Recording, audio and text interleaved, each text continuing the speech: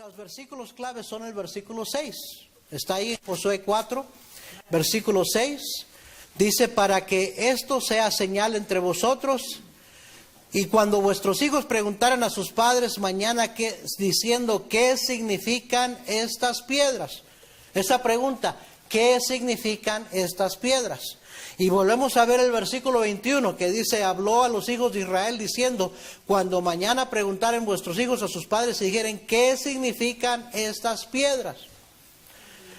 Recuerde que todo lo que está escrito en el Antiguo Testamento tiene una enseñanza, una aplicación para nosotros los cristianos el día de hoy. Amén. La Biblia es un libro espiritual, son verdades espirituales y las verdades espirituales siempre están en vigencia.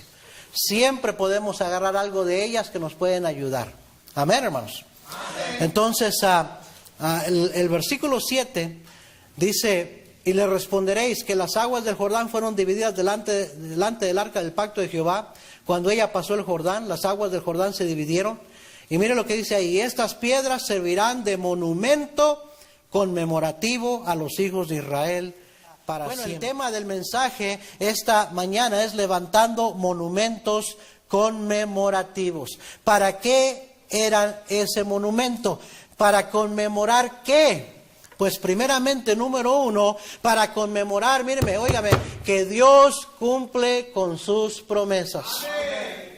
Dios le prometió a Abraham, a Isaac, a Jacob, a su pueblo, al pueblo de Israel, a Moisés, al pueblo que sacó de Egipto, a toda su descendencia les había prometido que un día los iba a llevar a una tierra que fluía leche y miel, a una tierra prometida.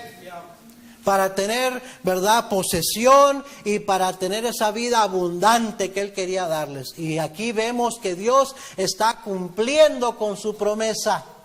Entonces Josué le dice a los sacerdotes, a los líderes del pueblo, tome cada uno una piedra, levantemos un monumento conmemorativo para que las siguientes generaciones nunca se les olvide que Dios cumple con sus promesas. Y si nos adelantamos hacia el final del libro de Josué, no quiero que vaya ahí, pero en Josué 21:45 la Biblia da testimonio, oiga bien, que no faltó palabra de todas las buenas promesas que Jehová había hecho a la casa de Israel, todo se cumplió. Amén. El libro termina diciendo que todas las promesas que Dios le había hecho a su pueblo de Israel, todas las cumplió. Todo lo que Dios ha prometido, Él lo ha cumplido. Por lo tanto, todo lo que está todavía se nos ha dado como promesa, como la segunda venida de nuestro Señor Jesucristo por su iglesia, también se va a cumplir. Amén, hermanos. También se va a cumplir, porque todas las promesas de Dios, Él las cumple. Ese es el récord, ese es el testimonio que Dios nos ha dejado, que Dios cumple con sus promesas. En 2 Corintios 1:20 dice la palabra de Dios, porque todas las promesas de Dios son en Él sí y en Él amén, por medio de nosotros, para la gloria de Dios. Amén. Me encanta ese versículo, porque todas las promesas de Dios son en Él sí y en Él amén. Dios cumple con sus promesas. Todas las promesas del Señor Jesús son apoyo poderoso de mi fe. Mientras viva aquí cercado de su luz, siempre en sus promesas confiaré. Grandes, fieles las promesas que el Señor Jesús ha dado. Grandes, fieles, en ellas para siempre confiaré. En 2 de Pedro 3:9 dice el apóstol Pedro, el Señor no retarda su promesa. Nunca se tarda. El Señor nunca llega tarde. El Señor todo lo hace hermoso en su tiempo. Quiere decir que todo lo hace perfecto, hermoso en su tiempo. El Señor todo lo hace en el perfecto tiempo que Él tiene establecido. Y más bien usted y yo lo que tenemos que hacer es aprender a esperar y a confiar en sus promesas. Amén, hermanos. Dice, el Señor no retarda su promesa, según algunos la tienen por tardanza, sino que es paciente para con nosotros, no queriendo que ninguno perezca, sino que todos procedan al arrepentimiento. Mire, cuando una promesa se tarda en cumplirse, muchas veces es porque nosotros tenemos que hacer algo. Porque cada promesa en la Biblia es una promesa condicional. Amén. Y entonces, si algo no se ha cumplido en su vida, no es porque Dios ha fallado, no es porque Dios no cumpla sus promesas, es porque a lo mejor usted no ha cumplido con la condición que Dios le pide a usted que haga. Pero Dios cumple con sus promesas. Amén, hermanos. Entonces, ese monumento lo que significaba era, lo que conmemoraba era que Dios cumple sus promesas. Segundo, que Dios es un Dios de poder y de milagros. Amén. Nada hay imposible para nuestro Dios. Mire Salmo 145. Salmo 145. Hasta un corito hay que cantamos del Salmo 145. ¿Ya lo encontró? Te exaltaré, mi Dios, mi Rey, y bendeciré tu nombre eternamente y para siempre. Cada día te bendeciré y alabaré tu nombre eternamente y para siempre. Grande es Jehová y digno de suprema alabanza, y su grandeza es inescrutable. Generación, mire, generación a generación celebrará tus obras y anunciará tus, ¿qué dice? Tus poderosos hechos. En la hermosura de la gloria de tu magnificencia, en tus hechos maravillosos meditaré. Del poder de tus hechos estupendos hablarán los hombres, y yo publicaré tu grandeza.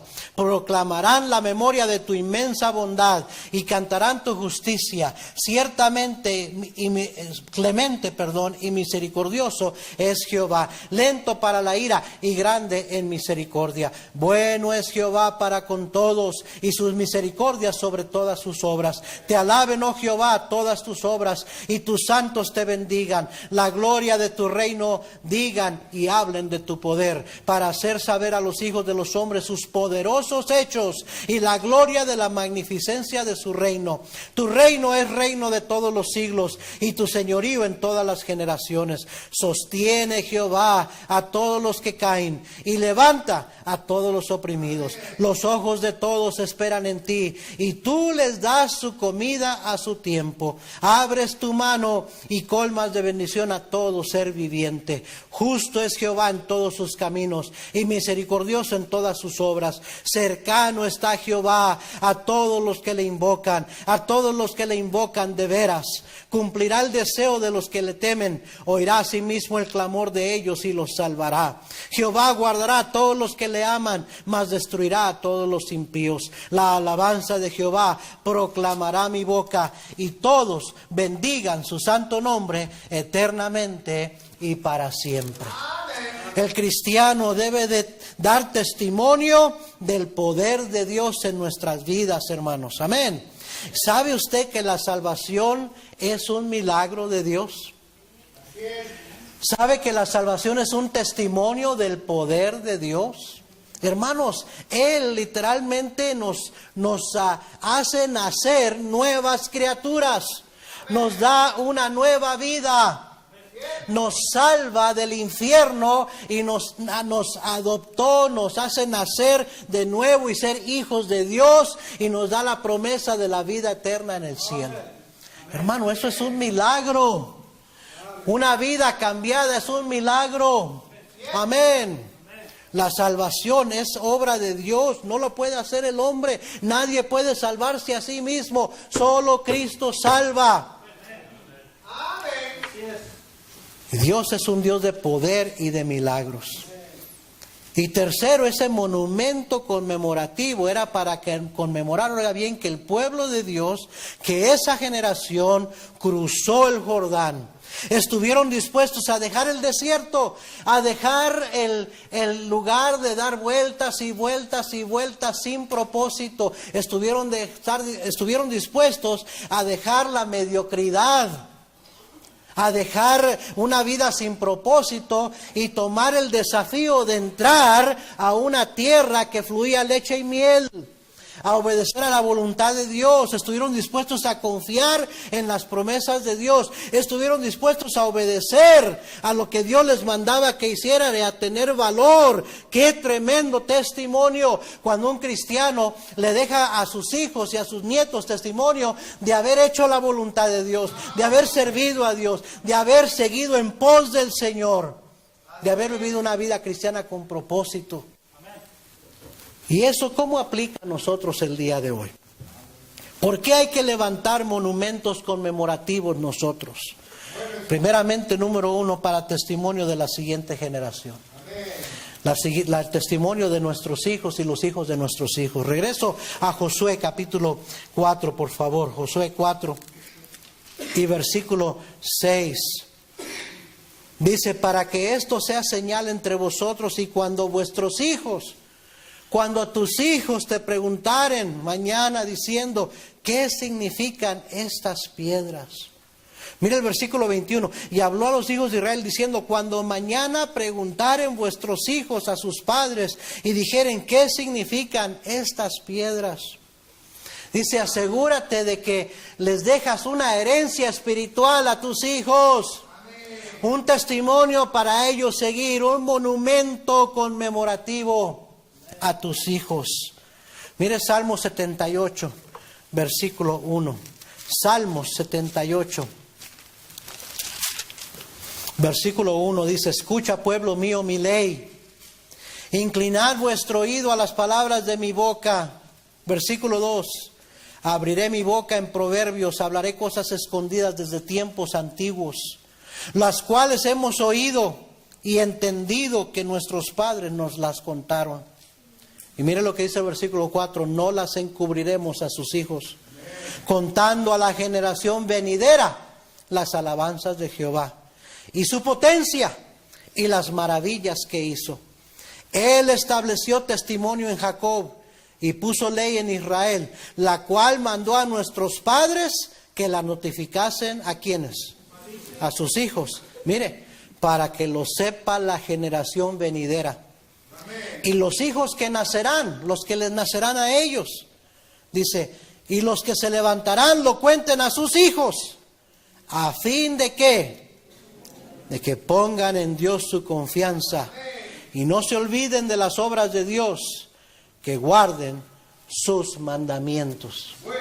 Y me gusta el siguiente versículo, y qué cierto es, dice, y no sean como sus padres, generación contumaz y rebelde, generación que no dispuso su corazón, ni fue fiel para con Dios su espíritu.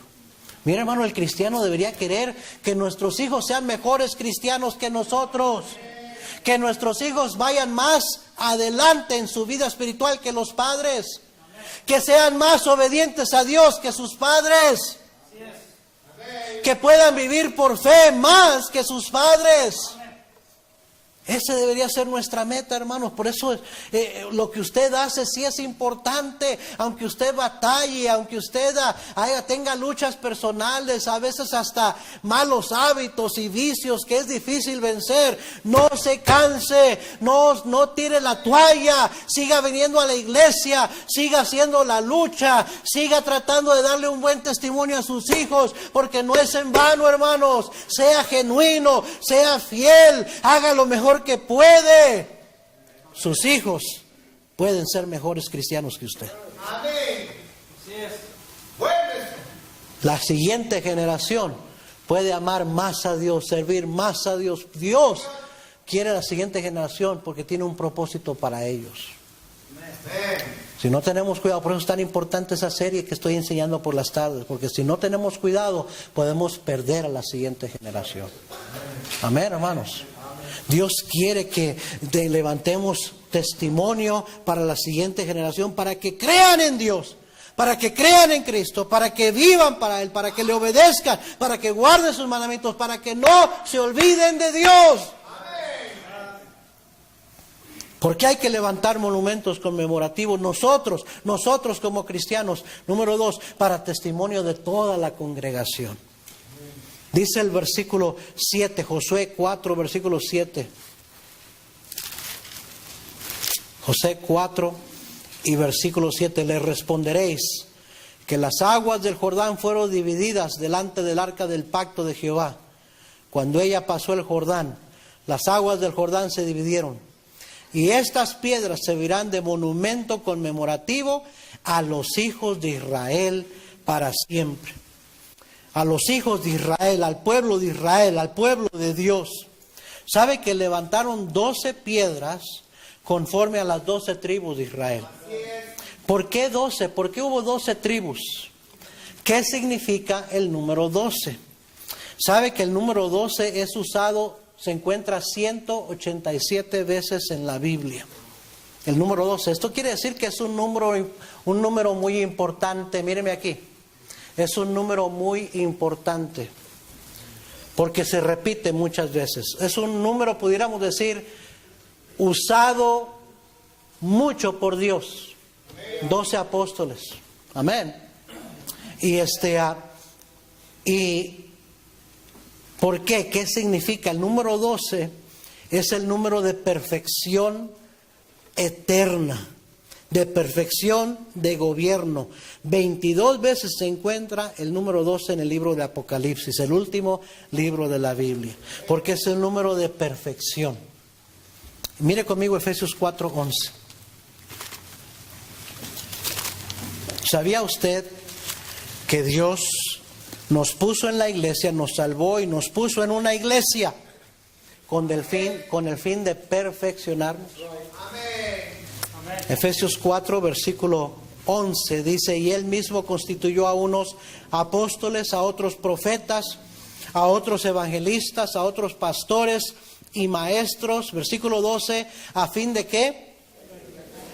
A fin de perfeccionar a los santos para la obra del ministerio, para la edificación del cuerpo de Cristo, hasta que todos lleguemos a la unidad de la fe y del conocimiento del Hijo de Dios, a un varón que perfecto, a la medida de la estatura de la plenitud de Cristo. Esa es la meta, hermanos. Dios es perfecto, el Hijo de Dios es perfecto. Usted dirá: pastor, pero yo no soy perfecto, lejos de serlo. Es cierto, usted y yo no somos perfectos, nos hace falta mucho para ser perfectos, pero es bueno saber que el Señor quiere perfeccionarnos, que el Señor no ha acabado con nosotros, que el Señor nos puso en la iglesia, y la iglesia es el lugar donde Dios perfecciona a sus hijos. No somos lo que debiéramos de ser, pero gloria a Dios, ya no somos lo que éramos antes. Y eso por la pura gracia de Dios. El progreso que hemos visto, los cambios que hemos podido ver, los mejoramientos que hemos podido ver, son debido a su fidelidad, a su palabra obrando en nosotros. No es en vano, hermanos. Y es importante siempre tratar de progresar y cambiar y mejorar y crecer un poquito más y un poquito más. Miren lo que el Señor promete en Filipenses 1, versículo 6. El apóstol Pablo le dice a los filipenses, que eran cristianos como usted y yo, y tenían luchas y batallas como usted y yo. Y le dice Pablo a estos cristianos: estando persuadido de esto. Persuadido quiere decir estoy convencido de esto, que el que comenzó en vosotros la buena obra, ¿la qué? La perfeccionará hasta el día de Jesucristo. ¿Cuándo es el día de Jesucristo? Lo que cantaba el coro: cuando Cristo venga por nosotros, cuando Cristo venga por su iglesia, hasta ese día Él va a estar perfeccionándonos. Y mire, cuando lleguemos, cantaba el coro, ¿verdad? Y la Biblia lo dice: cuando Cristo venga por su iglesia, seremos transformados. Y el Señor nos da un cuerpo glorificado, una naturaleza espiritual para morar en la eternidad con Él. Y entonces seremos tal como es Él. Pero mientras, Él tiene que seguir perfeccionándonos cada día. Él no ha acabado. Lo que comenzó lo va a terminar. Amén, hermanos. Y usted y yo simplemente tenemos que ser como el barro en manos del alfarero. Amén, hermanos. Dice la Biblia que Él es el alfarero, nosotros somos el barro. Y el barro, para poder ser moldeado, necesita ponerse en las manos del alfarero, estar en las manos del alfarero. Y el alfarero pone ese barro que no es nada más que tierra, lodo. Y a propósito, eso es lo que somos usted y yo: polvo, tierra. Amén. Y el Señor toma ese polvo y lo pone sobre la rueda. La rueda simboliza la voluntad de Dios. La rueda simboliza la iglesia. Es el lugar donde el alfarero trabaja, pone el barro en la rueda y le empieza a dar vueltas. Y empieza a girar esa rueda. Y Él con sus manos empieza a darle forma. Y dice, no te preocupes si algo no sale bien, tú mientras sigas en la rueda, el Señor puede agarrarte y hacer los cambios que necesita hacer en tu vida, porque Él lo que quiere lograr es una linda vasija. Y otra cosa que necesita es agua, ¿verdad? El barro necesita agua y el Señor le va echando agua al barro. Y el agua que le echa a la vida del cristiano es el agua de vida, la palabra de Dios. Mientras el cristiano se mantenga en la rueda, en la iglesia, recibiendo el agua de vida, la palabra de Dios se va a mantener moldeable. Y el alfarero puede hacer algo con su vida. El problema es cuando el barro se sale de la rueda, ya no recibe el agua, ya no está en manos del alfarero. Lo que pasa es que se endurece. Y ya duro, ya el alfarero no puede hacer nada con él más que, ¿sabe qué? Quebrarlo. Y es por eso que muchos cristianos tienen que ser quebrantados para que Dios pueda hacer algo en sus vidas. Porque ya no se dejan moldear, porque se han endurecido. Entonces lo que usted nada más tiene que preocuparse de hacer es mantenerse en la rueda, en los caminos del Señor, recibiendo el agua. Y mire, aunque no vea mucho progreso, pero sí está habiendo progreso. Mientras usted esté en los caminos del Señor y esté recibiendo el agua de vida, el Señor va a estar perfeccionándolo, poco a poquito va a estar perfeccionándolo. Amén, hermanos. Él no ha acabado con nosotros. Santiago capítulo 1, versículo 2. A veces el Señor tiene que permitir que vengan pruebas a nuestras vidas y dificultades, adversidades, para continuar perfeccionándonos. Seamos francos, si nunca tuviéramos problemas, si nunca vinieran adversidades a nuestra vida, no buscaríamos al Señor. Gracias al Señor. El pastor Hernán Cortés cantaba: fácil es cantar cuando reina la paz, pero en el dolor es mejor cantar. ¿Para qué te pones a llorar? Cántale al Señor. Él es, ¿de dónde vendrá mi socorro? Mi socorro viene de Jehová. Si alguien te puede ayudar es el Señor. No te olvides de Dios, no pierdas el gozo de tu salvación. No dejes de confiar en Dios, no dejes de esperar en Dios, no dejes de alabar a Dios y dale gracias, porque siempre pudiera ser la cosa peor. Y cuando usted piensa que le está yendo mal, siempre hay otro que le está yendo peor. Dele gracias a Dios, porque las misericordias de Dios son nuevas cada mañana. Y dice aquí, hermanos, tened por sumo gozo cuando os halléis en diversas pruebas. Mire, aquí está, versículo 3, la siguiente palabra, ¿cuál es? Sabiendo. Qué importante es esa palabra. Se fija que no dice sintiendo, ¿verdad que no dice sintiendo? No, porque si se trata de sentir, muchas veces no sentimos ganas de venir a la iglesia. No sentimos ganas de darle gracias a Dios. No sentimos ganas de leer la Biblia. No sentimos ganas de diezmar. No sentimos ganas de servir a Dios. ¿Sí o no? Porque nuestros sentimientos son sube y baja, van y vienen. A veces bien, a veces no. Por eso dice, no, tu vida cristiana no puede ser dependiendo de tus sentimientos. Dice, sabiendo. Se trata de lo que sabes, no de lo que sientes. Sabiendo que la prueba de vuestra fe produce paciencia, mas tenga la paciencia su obra completa, para que seáis perfectos y cabales sin que os falte cosa alguna. Mire nada más. Tenga la paciencia su obra completa. Muchas veces cuando viene un problema, una dificultad, ¿sabe lo que hacemos? Señor, quítamela, Señor, llévatela, ya no la quiero, Señor, ya no la quiero. Y no se ha puesto a pensar que esa prueba, esa dificultad es porque Dios quiere enseñarle algo. Y cuando usted está pidiendo al Señor que se la quite, lo que usted quiere decir, no quiero aprender nada. Está como el niño que no quiere ir a la escuela el día de la prueba.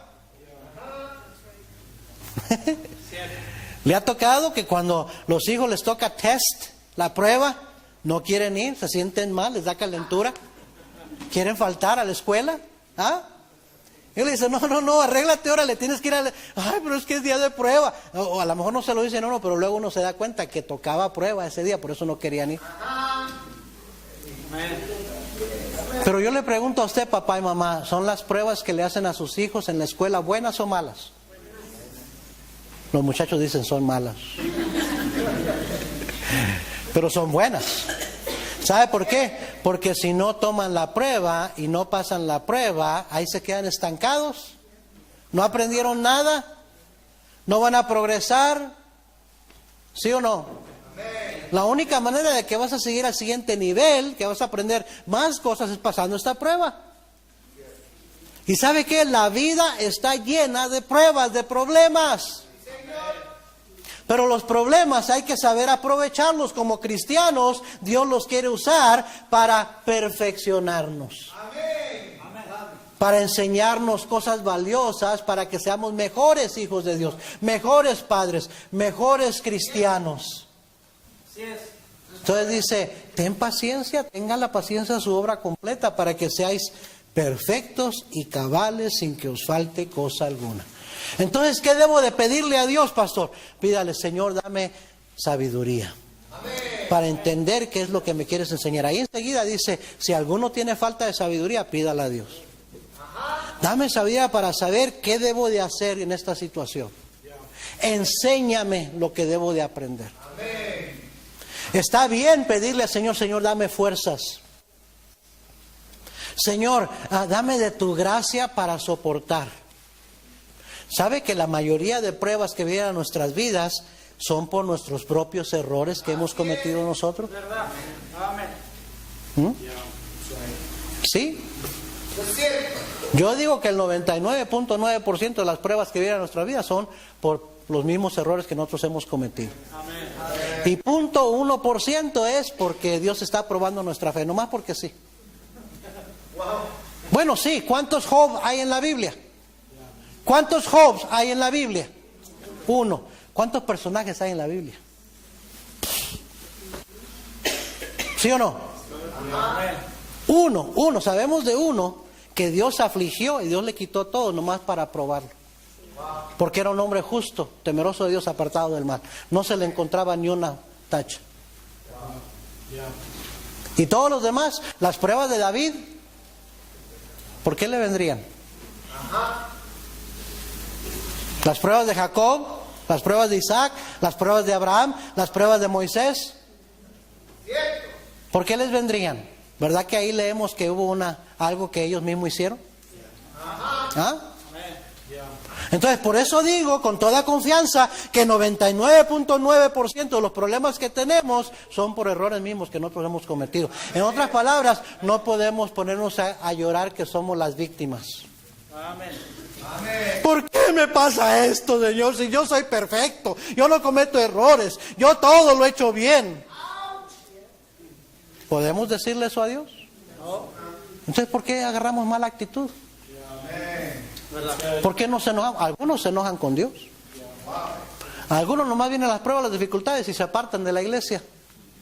Como que si Dios tiene la culpa. Hey, mírate en el espejo. Tus decisiones que has tomado son los que te han traído a donde está y por eso has tenido los problemas que estás teniendo. Y es por eso que dice la Biblia, mira, mejor gózate. Mejor cambia tu actitud y ten por sumo gozo cuando vengan pruebas a tu vida, porque quiere decir que Dios está queriendo trabajar en ti. Él va a querer obrar, usar ese problema para moldearte, para perfeccionarte. Las pruebas, vuelvo a repetir, no son malas, son buenas. No nos gustan, pero son buenas. Son para nuestro bien. Dele gracias a Dios en medio de la prueba. Dice la Biblia, dad a Dios gracias en todo. ¿Sí o no dice eso la Biblia? No dice, no nada más cuando algo sucedió que te gustó. En todo hay que darle gracias a Dios. Eso está hablando de una actitud. ¿Sabe que la gratitud es una actitud? Y Dios dice, hay que tener una buena actitud, porque Dios está obrando en ti. Mire primero de Pedro, capítulo 5.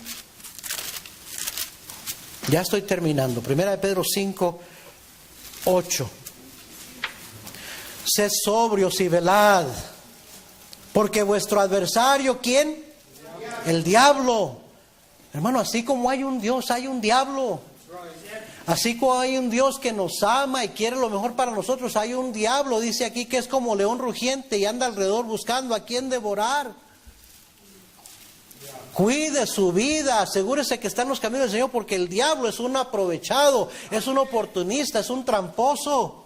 Y se va a aprovechar cuando estamos pasando por pruebas y dificultades para hacernos tropezar, para desanimarnos, para sacarnos de la voluntad de Dios. Y muchos cristianos caen en ese tropiezo, en ese lazo del diablo. Tropiezan. Dice, sed sobrios y velad, dice versículo 9, al cual resistid firmes en la fe. ¿Cómo se resiste al diablo? Firmes en la fe. Firmes y adelante, huestes de la fe. Amén. Sin temor alguno, que Jesús nos ve. Firme, resiste, firme en la fe. Cuando vienen los ataques del enemigo, cuando vienen las sanciones, no es tiempo para apartarse de los caminos del Señor, es tiempo para permanecer firmes en la fe. Así es como se resiste al diablo, sabiendo que los mismos padecimientos se van cumpliendo en nuestros hermanos en todo el mundo. Otros cristianos la tienen peor que tú. Mire, googleele ahí cuántos cristianos en otros países ahorita mismo están siendo martirizados, muriendo, siendo matados por creer en Jesucristo, por traer una Biblia, por predicar el Evangelio. Aquí la tenemos hecha en Estados Unidos. Hay libertades que otros lugares no gozan, no tienen. Nadie le anda persiguiendo a usted por ser cristiano. Nadie ayer nos anduvo apedreando cuando anduvimos tocando puertas, ganando almas, ¿verdad que no? Lo peor que nos pasa es que alguien nos avienta a la puerta. Ay, cómo sufro por la causa de Cristo. A Pedro lo apedrearon. Lo dejaron por muerto. A Esteban lo apedrearon, lo mataron por predicar el Evangelio. Y hay cristianos hoy en día todavía que están siendo apedreados, que están siendo encarcelados por su fe. Dice, es que no te agüites, dice, los mismos padecimientos y peores otros hermanos están padeciendo en todo el mundo. Versículo 10, mas el Dios de toda gracia, que nos llamó a su gloria eterna en Jesucristo, después que hayáis padecido un poco de tiempo. Mire, qué bueno es que la prueba, Dios nos dice que siempre es un poco de tiempo. Así es. Él mismo os perfeccione, ahí está la palabra, os perfeccione, afirme, fortalezca y establezca. A Él sea la gloria y el imperio por los siglos de los siglos. Amén. Cuando un cristiano pasa por dificultades y pruebas y permanece firme y deja que Dios obre en su vida, eso es testimonio para otros en la congregación. Amén, hermanos. Porque hay que levantar monumentos conmemorativos. Nosotros, número 3, para testimonio de la gente a nuestro alrededor. Josué capítulo 4, ya el último punto para terminar. Josué 4. Josué 4 y versículo 24. ¿Ya lo encontró? Léalo conmigo. Para que todos los pueblos de la tierra conozcan que la mano de Jehová es poderosa, para que temáis a Jehová vuestro Dios todos los días. Hermanos, una familia cristiana consagrada, los hijos que nazcan y salgan de ese hogar y vivan para el Señor, siempre serán un testimonio poderoso para otros que nos están viendo. Una iglesia consagrada, obediente a la gran comisión, que mes tras mes, año tras año, seguimos saliendo a tocar puertas, a ganar almas. Es un testimonio, es un faro de luz en medio de las tinieblas para aquellos que se pierden. Por eso el Señor quiere que levantemos monumentos conmemorativos. Salmos 40 y versículo 1. Pacientemente esperé a Jehová, y se inclinó a mí y oyó mi clamor, y me hizo sacar del pozo de la desesperación, del lodo cenagoso. Amén, hermanos. Amén. Puso mis pies sobre peña y enderezó mis pasos. Puso luego en mi boca cántico nuevo, alabanza a nuestro Dios. Y mire lo que dice: verán esto muchos y temerán y confiarán en Jehová. Amén.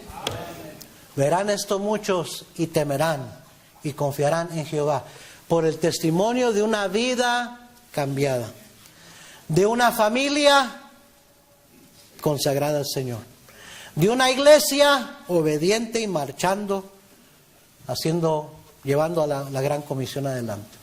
Verán esto muchos y temerán y confiarán en Jehová. No es en vano lo que estamos haciendo, hermano. Quiero terminar con esto. Hubo 12 piedras, escogieron 12 piedras. ¿Por qué 12 piedras? Cada uno, por cada una de las 12 tribus de Israel. Cada tribu estaba compuesta ¿de qué? De gente, de vidas. Esas piedras representaban vidas. Amén, hermanos. El Señor quiere que levantemos monumentos de vidas. Vidas que le hacen saber a este mundo, oiga bien, de que Dios cumple sus promesas, de que Dios tiene poder y es un Dios de milagros. Amén. De que hubo alguien que confió en el Señor y cruzó el Jordán y entró a la tierra prometida. Eso es lo que debemos estar haciendo. Por eso el venir a la iglesia, el venir a ganar almas, el servir cantando en el coro, el ser un ujier, el dar mis diezmos, mis ofrendas, en arreglar la iglesia, en hablarle a otros de Cristo, traer un visitante, en hacer algo por la causa de Cristo, no es en vano.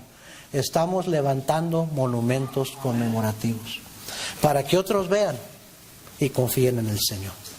Amén, hermanos. Vamos a orar, todos ojos cerrados, nadie mirando, por favor.